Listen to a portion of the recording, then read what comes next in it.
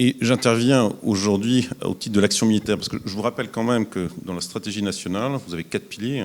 Le pilier prévention incarné par, évidemment, Guillaume Poupard, directeur général de l'ANSSI, l'action judiciaire, le pilier renseignement, et puis le pilier action militaire. Ce pilier action militaire, il veut dire deux choses. Il veut dire premièrement que le ministère des Armées a une singularité qui nécessite qu'il y ait une organisation de cyberdéfense particulière, en délégation de ce que fait l'ANSSI et en coordination avec l'ANSSI. Et deuxièmement, que le ministère des Armées a aussi une responsabilité en matière d'options en réponse aux attaques contre les intérêts français. Deuxième chose que je voulais vous dire de façon liminaire, c'est qu'il faut se rappeler que la revue nationale, enfin la stratégie française est de nature d'abord défensive. Et le terme est important parce que quand on se compare avec d'autres doctrines qui ont des ambitions offensives beaucoup plus assumées, ce n'est pas le cas de la France. On est d'abord dans une situation où notre stratégie est de nature défensive.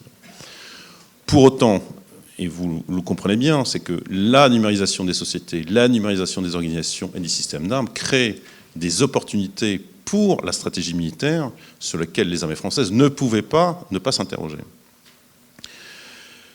Et que l'arme cyber est une arme aujourd'hui d'emploi assumée, c'est une nécessité, mais une responsabilité. C'est devenu une nécessité pour 3 raisons.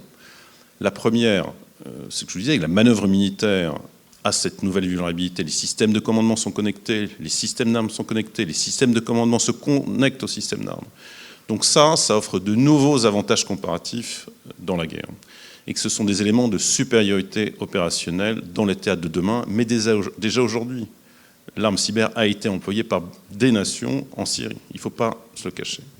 Et que les armées françaises ne pouvaient pas ne pas rentrer dans cet élément de modernisation de l'action militaire.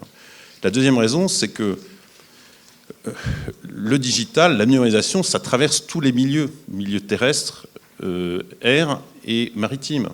Et qu'aujourd'hui, les armées, les différentes armées ont bien compris que l'effet cyber était un effet qui se combinait avec l'exécution de leur mission. J'aime beaucoup la façon dont la marine approche cette arme d'emploi. Ils appellent ça un domaine de lutte, comme le domaine anti-sous-marin, le domaine aérien. C'est un domaine de lutte qui est intégré dans leur plateforme maritime et qui leur permet aujourd'hui et demain plus encore de mener leur mission encore mieux par des effets cyber. Imaginons demain qu'on puisse modifier la perception de la situation maritime et qui permette à une frégate française de mieux pénétrer sur un nouvel espace. Voilà un exemple de combinaison vers lesquelles il faut s'interroger. Et puis, la troisième raison, c'est que quand vous avez un avantage de supériorité technico-opérationnelle, de facto, vous avez un avantage psychologique. Donc, vous voyez que cette arme d'emploi, il fallait la démystifier.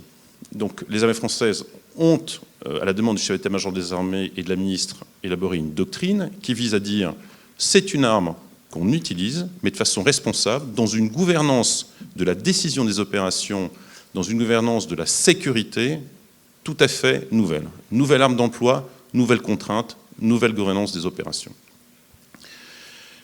Cette arme d'emploi est devenue une nécessité, c'est aussi un avantage comparatif, y compris à l'international. Moi, je voulais vous dire 2 choses, c'est que c'est un élément de puissance et de comparaison.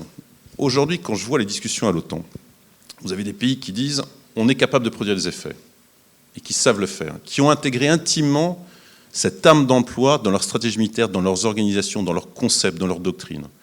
Les Américains, en premier lieu. Vous avez des pays, et vous en avez beaucoup, qui disent on est capable de produire des effets, mais qui n'ont pas cette maturité. Et puis vous avez ceux qui ne savent pas produire des effets. Bon. Et qu'on se retrouve très peu dans ce premier groupe. Et que c'est un élément de comparaison extrêmement important qui nous permet aujourd'hui d'influencer l'utilisation, y compris en multilatéral, d'une arme qui est sous contrainte, et de ne pas faire n'importe quoi. La deuxième chose, c'est que c'est aussi un élément extraordinaire, j'allais dire, quasiment de puissance diplomatico-opérationnelle.